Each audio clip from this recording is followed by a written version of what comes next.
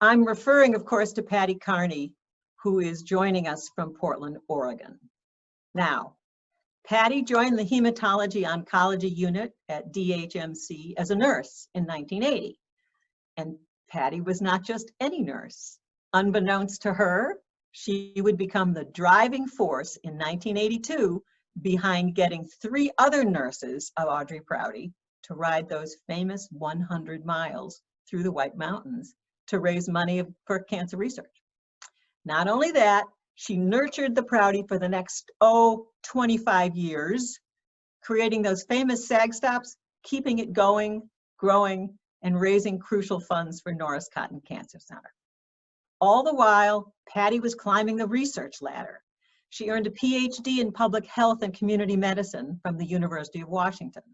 And in 1994, Patty joined Norris Cotton Cancer Center as a junior investigator studying cancer screening. In 2005, Patty moved to Oregon to become Associate Director of Population Science at the Knight Cancer Center at Oregon Health and Science University in Portland. Patty's last Prouty was in 2005. And she is also herself a cancer survivor now. We are so happy to have you back, Patty. You rock.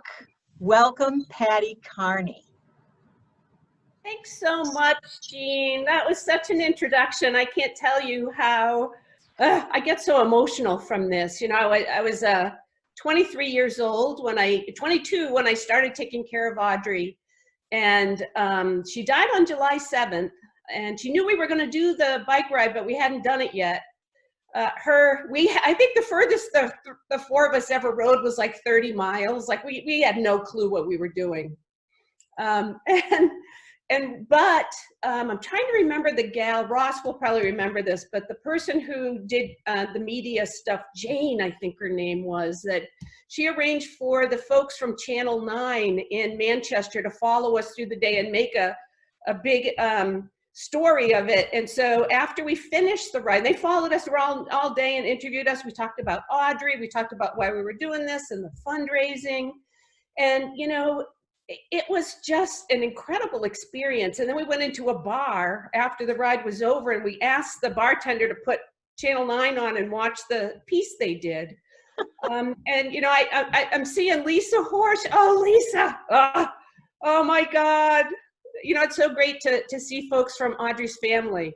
But, you know, so I just want to say a couple of things. One is that the Norris Cotton Cancer Center is an incredibly special place. It is so worthy of every penny that is raised there. And if it weren't for the faculty there, the doctors who take care of those patients, they were the ones who inspired me to keep going educationally. But also there's something about, you know, the reason the Prouty works is we all know someone like Audrey.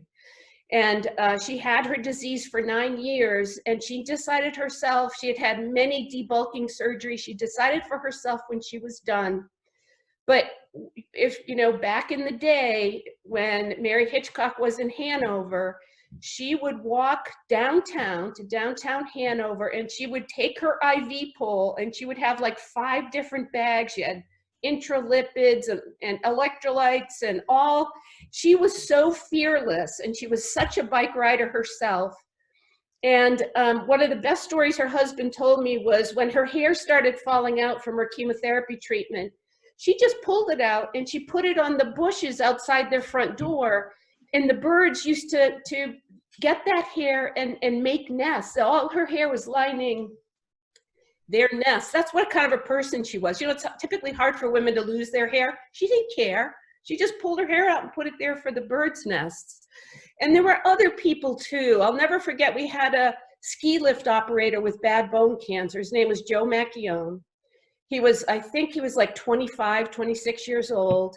He was in a lot of pain. He could not get on a bicycle without help, but when he got on, he could ride with no problem. He raised almost $10,000 with he and his friends, and he rode the whole 100 miles.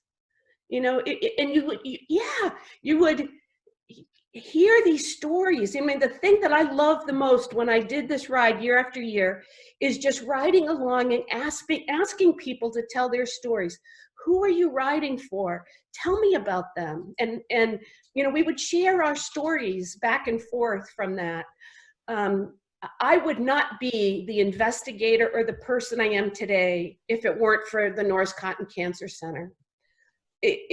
What you all are doing, and here's the best story. You're going to love this, Jean. So this is when I first got to OHSU, our big bike ride was led by Lance Armstrong.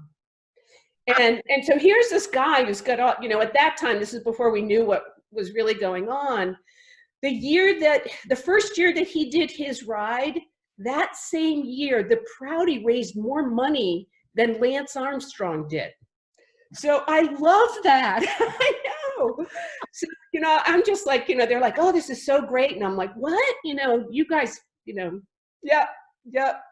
So, you know, it's very special. It's just, what every single one of you do for the patients, for the scientists, for the community is so incredibly important.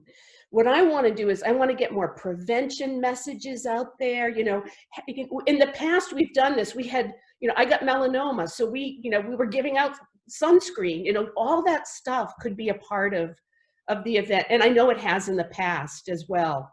But there's something, if you think riding 100 miles is hard, going through cancer treatment is also really hard. And it feels good when you're doing it, that 100 miles, every person you talk to and every story you tell makes every hill easier. It makes every mile easier. And so I'll stop there. I just can't tell you how special it is to be here with you. Thank you so much for inviting me. Oh, I'm gonna cry. Yay. Thank you so much, Patty. And that's what having Patty around was like. Energy out the wazoo. You know, I have to tell you that Patty used to create the SAG stops. I mean, when I got there, what's a SAG stop? I didn't know what a SAG stop was. So she had all these people lined up all around the 100 miles, and she would have them do costume contests. I mean, each one would come up with a different, I mean, Patty. We had, one of the SAGs was a mad scientist SAG, and they had this cauldron. They came up with a cauldron of liquid nitrogen, and so they put the Gatorade in the cauldron. So when you stop to get your water bottle, they would, this is where, and they were dressed up just like, well, they kind of looked like the geeks at Norris Cotton, but they were kind of mad scientists, you know? And then we had one group that wanted to do a cowboy thing, so they're all dressed up in cowboys. They had a pony tethered there, and we're giving kids rides on the pony. And then we had another group did like a beach thing. So they got all the sand in, they're in their bathing suits, and every SAG stop was a little celebration. You know, it was really fun. Amazing. Patty, thank you so much.